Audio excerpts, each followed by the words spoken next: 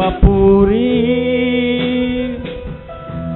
Kulang ang salita sa aking mga labi, ngunit sa puso ko naroon ang pangalan mo, pagkat sa isip ko ay naroon ako. Glory! Hallelujah!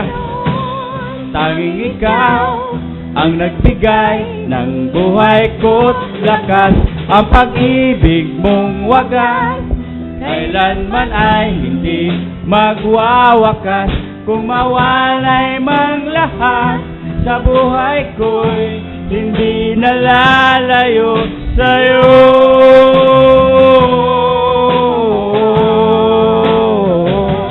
Panginoon, tanging ikaw ang nagbigay ng buhay ko't lakas. Lord,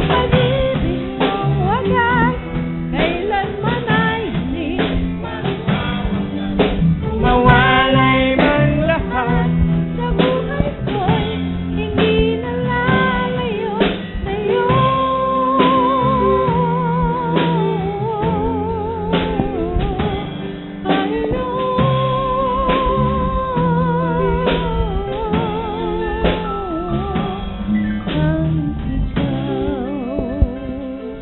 Praise God. Amen. Manatili po tayong nakatayo, tayo yumuko at manalangin. Lumulog tayo sa Panginoon. Let's bow our heads. Hallelujah. Dakilang Diyos, mapagpalang Ama, marami pong salamat muli sa iyong presensya, sa iyong biyaya, kabutihan at habag sa bawat isa sa amin, sa patuloy na pagpapaalala at sa patuloy na pagtuturo mo sa iyong kalooban. Muli, O Diyos, sa pagkakataong ito, ay mangusap ka, gamitin mo po ang iyong alipin, at ang bawat pakinig ay bigyan mo ng pakinig, Lord, sa bawat pahayag at mga kaunawaan na iyong ibabahagi, O Diyos, at ipagkakaloob sa umagang ito. Marami pong salamat, Lord. Pagpalain mo ang mga salitang babasahin, at ikaw magbigay ng kaliwanagan sa mga ito. Salamat sa iyo, Lord. Hallelujah. In the name of Jesus Christ we pray. Amen and amen. Tayo po'y makaupo na. Glory to God. Hallelujah.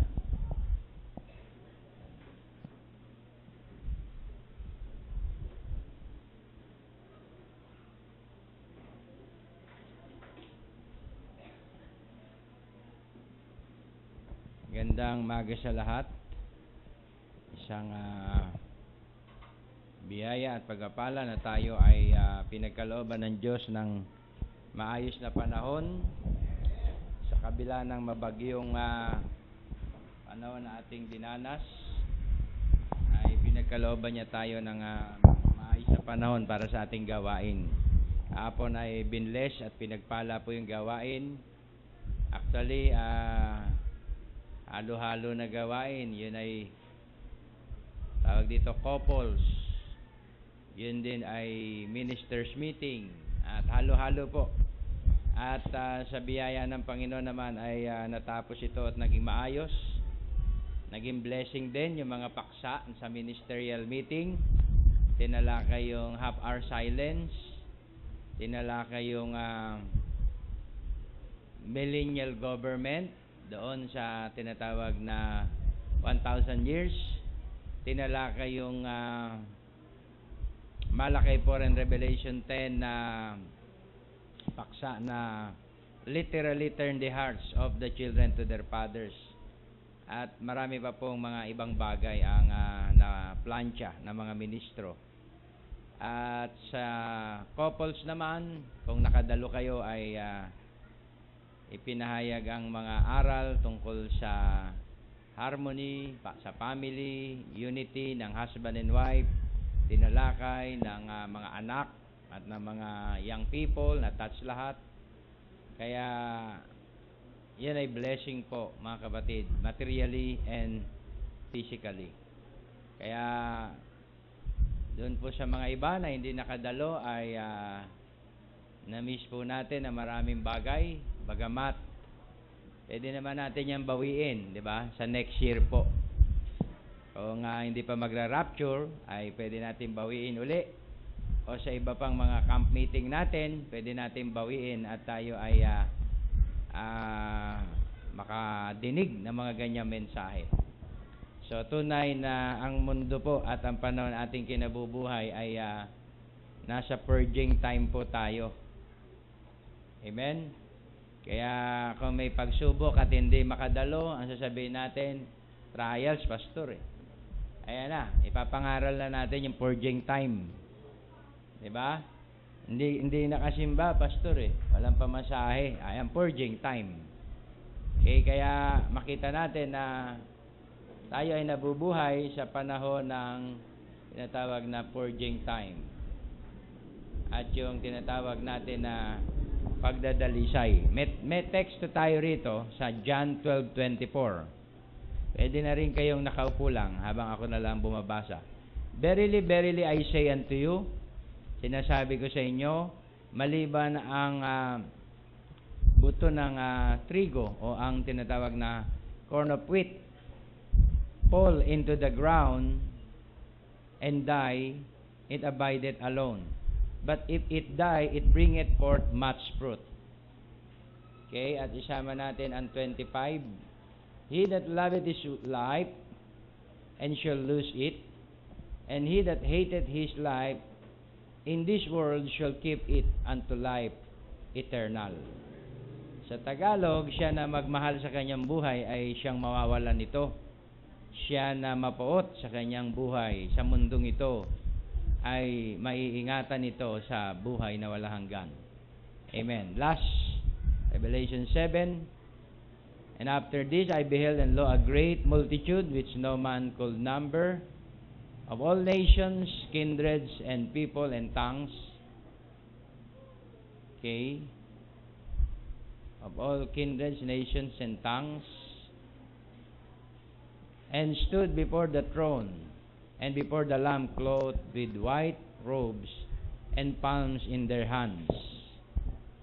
10. And cried with a loud voice, saying, Salvation to our God, which sitteth upon the throne, and to the Lamb. And all the angels stood round about the throne, about the elders and the four beasts, and fell before the throne on their faces, and worshipped God, saying, Amen, blessing, and glory, and wisdom, and thanksgiving, and honor, okay, and power, and might be unto our God forever and ever. Amen. And one of the elders answered, saying unto me, What are these which are arrayed in fine in white robes? And whence they came out? And whence they came? Verse 14. And I said unto him, Sir, thou knowest. And he said to me, These are they which came out of great tribulation, and have washed their robes, and made them white in the blood of the Lamb. Therefore are they before the throne of God, and serve him day and night in his temple. And he that sitteth on the throne shall dwell among them.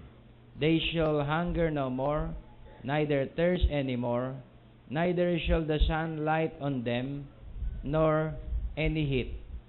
For the Lamb which is in the midst of the throne shall feed them, and shall lead them unto living fountains of waters. And God shall wipe away all tears from their eyes. Amen. Ang Diyos ang mag-bless at magpala sa kanyang mga salita. Nais kong bigyan ito ng title na Purging Time. We are living in the last days. At tinawag ito na Purging Age. Tinawag ito na tinatawag na Purging Age. Sabi rito, sa isang quote na nais kong basahin, na take up natin ito pero bilang balik aral o review sa ating introduction. Now we find out also in this that the sixth seal now being open, it was for a threefold purpose. Now here was the purpose. The first thing was the sleeping virgins had to go through the tribulation. May tatlong layunin. Ang una ay ang mga mangmang na dalaga o ang natutulog na mga birhen ay dalisayin sa dakilang kapigatian. Kailangan siyang i-purge, siya ay dalisayin sa kanyang mga kasalanan at pag-aalinlangan sa pamamagitan ng pagtakwil, di ba? O pagtatwa sa mensahe. This she was done in the tribulation period. We see they wind up over here between the 7th, between the 6th chapter, that she had been purged. She been given her robes. Okay? So makita natin na binanggit yung tinatawag na purging, purge church. Now she's not the bride. Now she's not the bride, but it's the church. The pure people that did not have the opportunity maybe to receive the message, or in some way that they were blinded by these false prophets.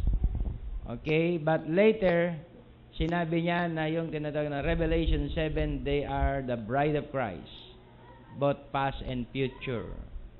Tingnan natin dito, you notice that another purging time, that's for Israel, when she gathers, that's the second Paul, God purged Israel in the tribulation period out of the millions that will gather them, that gather there. There will be selected 144,000, and they will be purged also. God's purging Israel. So ang sixth seal, ang ika-6 na selyo ay purging of the foolish virgin, purging of the 144,000, and purging of nature. Tatlong purging, mga kapatid, na magaganap. Seventh seal book, there is a whole earth is to be purged. There will be such a thing that the moon, stars, and all nature will be purged. You see what it is? The earth is renewing herself, being purged, getting ready for the millennium. Sometimes, tayo po ay nagre-reklamo, ang init naman, diba? Ang sobrang ulan naman, sobrang hirap ng buhay, diba? Sobrang mga pagsubok na to na dumadating sa ating buhay. Pero hindi natin alam na ang lahat pala na yan ay pinermit ng Diyos sapagkat tayo ay nabubuhay na sa purging time. Hindi mo pwedeng matakasan yan. Hindi mo maiiwasan yan. Sa ayaw at sa gusto mo, sabing ganon, the earth is renewing herself. The whole earth is to be purged. So kung ikaw ay mamamayan ng earth, kasama ka. Hindi ka makakatakas kasi dito ka nakatira eh. Can you say amen? There is a whole earth is to be purged. Hindi pa to tribulation, ha? Purging time before the rapture, there will be such a thing that the moon. Anong moon, pastor? Lunar eclipse. The stars. Diba? Mga tinatawag na meteorites, asteroids, or kung ano-ano pa. Sun flares. Diba? Na nakikita natin, may sugat ang sun. Meron tumitilamsik na tinatawag na mga particles ng sun. And all nature will be purged. At ang lahat ng kalikasan ay dadalisain. Kasama ba tayo rito? Diba? Anong sinabi ng Bible? Pakibasa natin sa, the whole creation groaneth and travaileth for pain. Tingnan natin sa ating Bible. Diba? Anong sabi doon? Romans 8. Yung whole creation travaileth in pain together.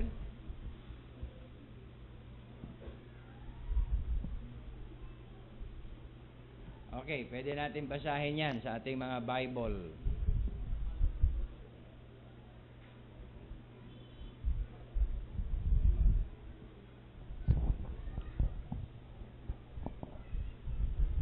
Anong sabi doon sa Bible?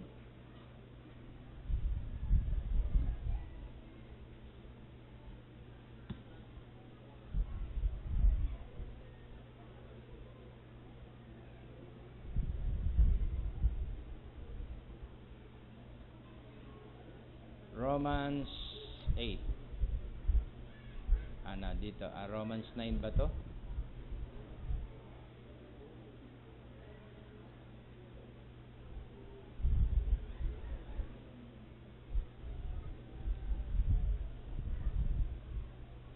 8. Romans 8, I think 15 or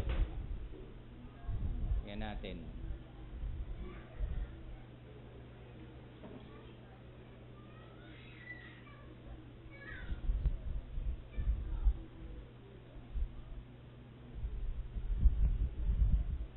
Yan.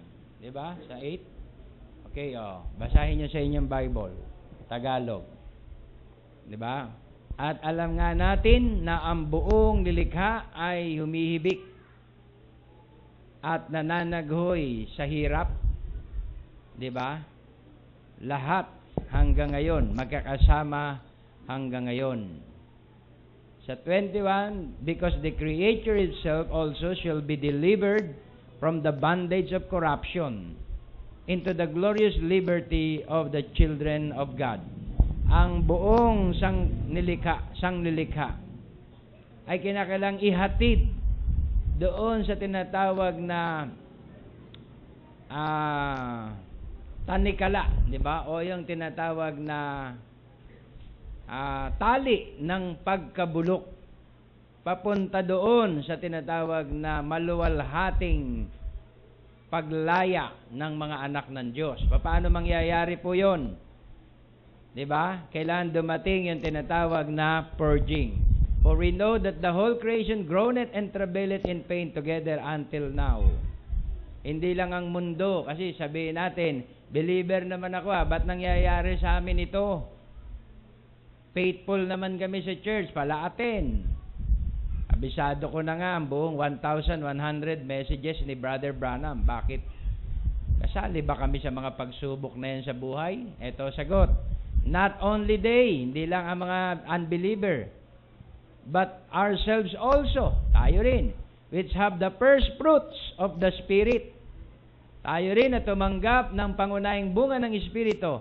Even we ourselves, maging tayo sa ating sarili, ay humihibik sa ating kalooban within ourselves, waiting for the adoption. Iniintay ang pagkupkop para sa pag-ani ng katubusan ng ating katawan. May pag-ani ng katubusan ng ating katawan.